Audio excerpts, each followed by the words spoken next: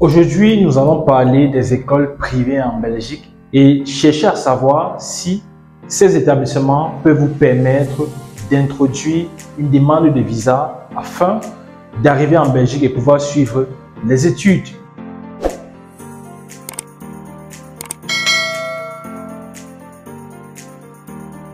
Bonjour à tous et bienvenue dans cette vidéo, bienvenue sur Réussir en Belgique. J'espère que tu vas bien, j'espère que vous allez tous très bien. Déjà, j'aimerais dire félicitations à tous ceux et celles qui sont dans l'académie Réussir en Belgique, qui ont déjà obtenu pour la plupart les admissions. Certains sont en train de chercher les admissions toujours, d'autres sont déjà à la phase du campus Belgique et du Garant.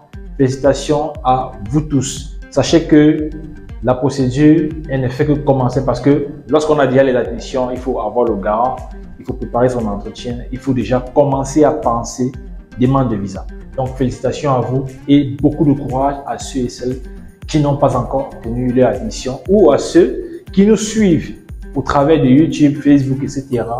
qui n'ont pas forcément les moyens financiers de pouvoir payer des services mais qui ont besoin de nos informations qu'on vous donne au quotidien, des différents changements de la procédure pour pouvoir faire eux-mêmes leurs démarches. Donc, beaucoup de courage à vous si vous n'avez pas encore obtenu l'admission. Alors, l'objet de cette vidéo est de donner mon avis concernant les écoles privées en Belgique. Et tout d'abord, pour ceux qui ne me connaissent pas, je suis Roland Fofou, promoteur de l'Académie Réussir en Belgique, dont l'objectif principal est de permettre aux étudiants africains de pouvoir faire leur procédure par eux-mêmes sans avoir besoin de l'aide d'une tierce personne et peu importe votre zone géographique. Et tout ceci au travers d'un programme en formation vidéo qui vous permet de faire toutes les démarches partant de l'équivalence de diplôme, des demandes d'admission, la prise en charge et de la demande de visa. Donc, à partir de votre téléphone, d'un simple téléphone et d'une simple connexion Internet, vous avez la capacité de faire votre procédure, peu importe votre zone géographique. C'est possible.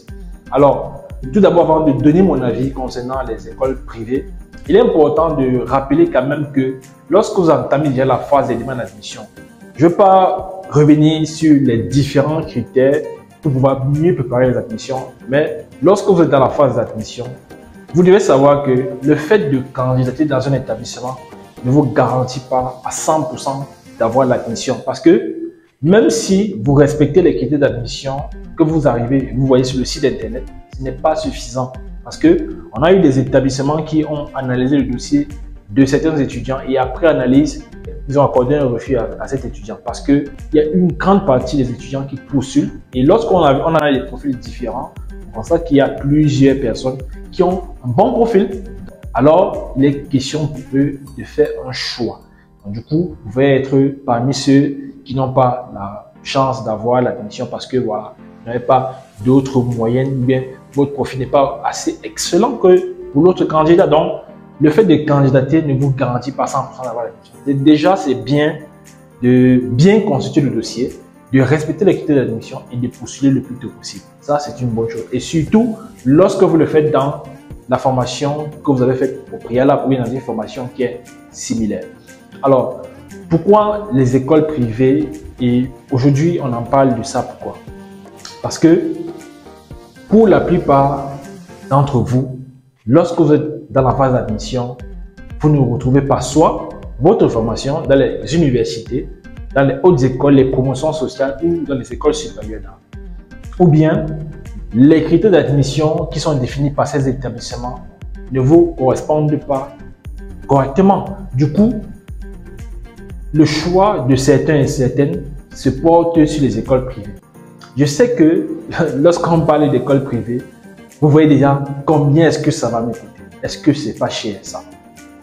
Vous devez comprendre une chose, une seule chose dans cette vidéo, c'est que votre objectif, si vous faites la procédure de la Belgique, c'est d'obtenir votre visa, arriver en Belgique et de pouvoir réaliser votre rêve, c'est-à-dire d'étudier à l'étranger. Donc, la première année de la procédure est considérée comme l'année de l'investissement. C'est-à-dire c'est l'année dans laquelle tu dois être capable de te donner tous les moyens possibles pour avoir ton visa et arriver en Belgique. Donc, l'excuse de manquer l'opportunité d'obtenir ton visa, parce que la scolarité dans un établissement coûte peut-être 5 000 €, 7 000 €, tu n'as pas eu la possibilité de postuler et tu te dis parce que c'était cher, je n'ai pas pu postuler. Donc, du coup, je vais essayer l'année prochaine dans les universités qui sont gratuites ou bien dans les universités qui sont un peu plus moins chères. Si tu as la possibilité de trouver dans une école privée ta formation et que tu respectes les critères pour postuler et que la scolarité est peut-être chère, mon conseil c'est que candidate dans cet établissement. C'est vrai que lorsque vous obtenez l'admission, on ne vous demande pas de payer la totalité des frais d'admission, la totalité des frais de scolarité. Vous avez toujours soit de payer un acompte, peu importe le montant, mais c'est l'établissement qui définit le montant de l'acompte. Mais ce que vous devez savoir, c'est que vous devez postuler jusqu'à obtenir l'admission. Donc, les écoles privées, il y en a plusieurs. Je sais que beaucoup, lorsqu'ils cherchent des écoles privées, il y a toujours une certaine notation. On dit cet établissement n'est pas reconnu par la Fédération de Wallonie-Bruxelles. Alors, cette notification ne signifie pas que cet établissement ne peut pas vous donner soit le visa, etc. Il y a des établissements qui le disent, mais nous savons déjà que ces établissements octroient le visa, c'est-à-dire permet à un étudiant hors Union européenne non résident de pouvoir faire une demande de visa, de pouvoir arriver en Belgique et de fréquenter. C'est toute votre mission ici. Ne réfléchissez pas à savoir est-ce que je vais travailler avec ce diplôme, etc. etc. C'est possible même d'ailleurs de arriver sur ce territoire, avoir ce diplôme et de pouvoir travailler. Sachez que les écoles privées, la caractéristique de la formation est purement professionnelle. Ça veut dire, l'objectif réellement, c'est de donner certaines compétences à l'étudiant professionnel afin qu'il puisse avoir des acquis et des prérequis pour pouvoir exercer directement après la formation. Donc, un avantage quand même fondamental lorsque vous êtes en train de faire cette admission dans cet établissement privé. Donc, je dirais que si tu as une école privée sous la main et qu'il y a ta formation et qu'il y a les critères que tu respectes et tout, peut-être c'est peut-être cher, c'est vrai, mais donne-toi l'opportunité d'obtenir ton admission et fais ta demande de visa et arriver en Belgique. Alors, une autre chose, c'est quoi? C'est que pour ceux et celles qui vont avoir l'admission au privé, vous devez obligatoirement déposer votre demande de visa le plus tôt possible parce que les écoles privées, automatiquement, c'est défini par l'OE, c'est-à-dire l'Office des étrangers. Lorsque vous introduisez une demande de visa avec une admission obtenue dans un établissement privé, automatiquement votre dossier s'en va à l'OE, c'est-à-dire à l'Office des étrangers. Donc, automatiquement, votre demande de visa va là-bas pour le traitement. C'est-à-dire, ça va prendre minimum 3 mois. Donc, dans un délai de 3 mois, l'Office va se charger du traitement de votre dossier. Donc, il n'est pas probable que d'ici 2 mois, 2 semaines, etc., vous puissiez avoir directement une réponse, mais vous pouvez déjà avoir des notifications que votre dossier a été réceptionné et que ça entre en analyse. Donc, autant mieux candidater pour la demande d'admission déjà plus vite, obtenir l'admission, introduire sa demande le plus tôt et attendre sereinement afin que lorsque le mois d'août, de septembre, qui est généralement le mois de la rentrée, quand ça arrive, vous fassiez partie des toutes premières personnes à obtenir votre visa. Donc, pour moi, je dis, les établissements privés, c'est une opportunité pour ceux et celles qui n'ont pas pu trouver leur programme dans les universités, les écoles, hautes écoles, les promotions sociales, etc. Donc, n'hésitez pas vraiment de candidater dans les écoles privées. Si vous avez l'occasion, faites-le. Sacrifiez-vous pour postuler.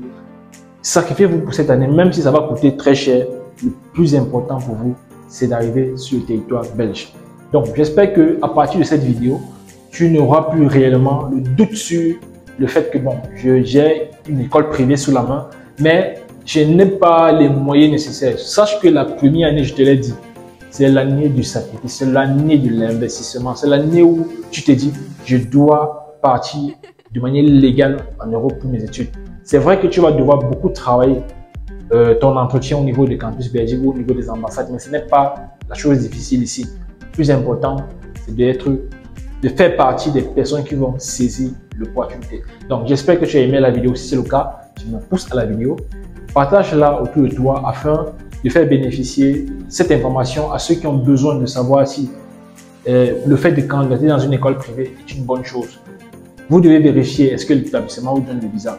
Si vous ne savez pas cela, faites le mail à l'école, appelez même, ou bien l'académie aussi en Belgique est là pour répondre à vos préoccupations. On peut faire des vidéos pour répondre à vos préoccupations. On peut même vous répondre en email. On peut faire des consultations, etc. Mais le tout étant, c'est que chacun puisse avoir la bonne information. Donc, je vous dis merci et à très bientôt pour la prochaine vidéo.